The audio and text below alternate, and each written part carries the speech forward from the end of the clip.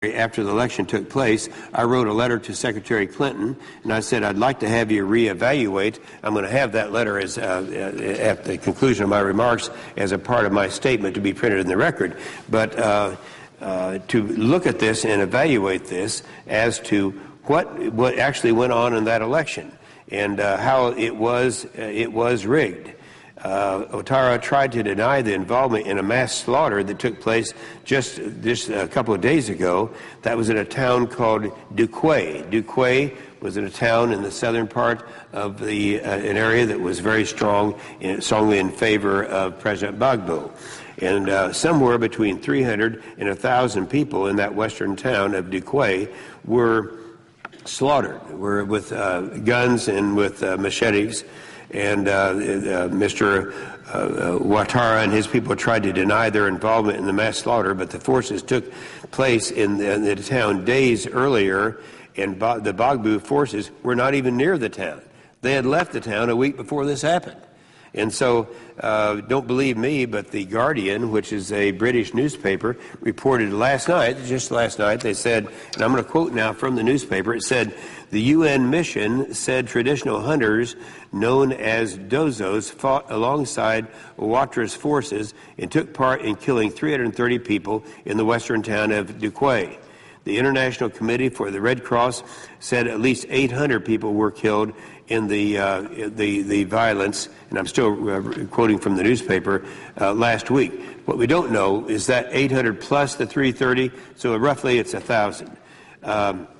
Walame Haifa, who's the deputy head of the Human Rights Division of the United Nations mission in Ivory Coast, blamed 220 of the deaths on the pro-Ouattara forces.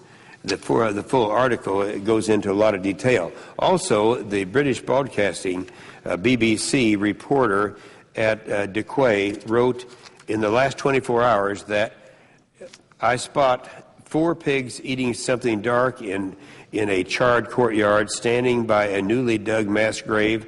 A UN soldier from Morocco is choking with rage and grief. I ask him if any of the dead are children. He nods and begins to sob quietly into his face mask. I repeat, the massacre was not caused by the Gbagbo forces, but by the Ouattara forces who had taken over the town. President Gbagbo has called for a ceasefire repeatedly. I repeat that. He's called for a ceasefire, but the Ouattara forces have rejected it. Why? This massacre could have been avoided if the Ouattara had accepted mediation through the African Union. On March the 27th, the African Union sent former Cape Verde Foreign Minister Jose Brito to mediate between Ouattara and Gbagbo. Gbagbo accepted mediation, Ouattara did not.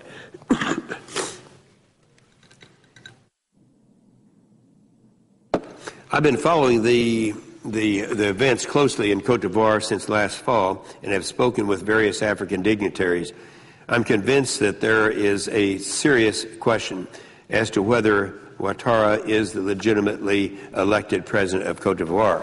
I've received substantial evidence of massive voter fraud in the rebel-held north of Cote d'Ivoire. That's the area from which Ouattara comes. And I've sent the evidence to the Secretary of Clinton on 2 occasions spanning the last few months. One of them is where we actually have the evidence of the number of votes that were stolen.